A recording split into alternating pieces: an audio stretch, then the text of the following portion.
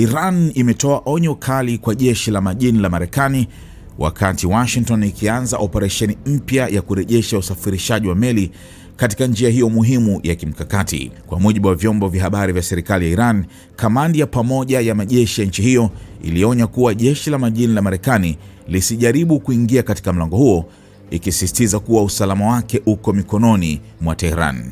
Tumesema mara nyingi kuwa usalama wa mlango wa Hormuz uko mikononi mwetu, ilisema taarifa hiyo, ikiongeza kuwa meli zote zinapaswa kuratibiwa na jeshi la Iran ili kupita salama. Onyo hilo linakuja wakati Marekani imeanza juhudi za kuongoza meli zilizokwama katika njia hiyo ambayo imeathiriwa vibaya na mzozo wa hivi karibuni. Hatua hiyo inafuatia tangazo la rais wa Marekani Donald Trump la kile alichokiita Project Freedom, mpango wa kupunguza athari za kiuchumi zinazosababishwa na hali hiyo. Kituo cha taarifa za baharini Joint Maritime Information Center kimesema Marekani imeanzisha eneo maalum la usalama kusini mwa njia kuu za meli na kuwataka mabaharia kushirikiana kwa karibu na mamlaka za Oman kutokana na ongezeko la msongamano wa meli. Mlango wa Hormuz upo kati ya Iran na Oman na ni mojawapo njia muhimu zaidi duniani kwa usafirishaji wa mafuta. Hata hivyo, hali bado ni hatari.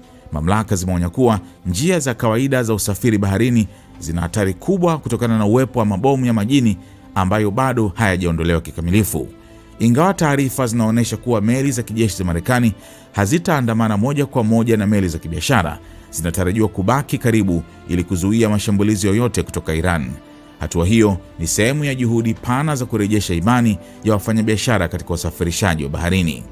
Hata hivyo, operesheni hiyo inaweza kuhatarisha makubaliano dhaifu ya kusitisha mapigano kati ya Marekani na Iran, hasa wakati hakuna maendeleo makubwa yaliyofikiwa katika mazungumzo ya kutatua mzozo huo.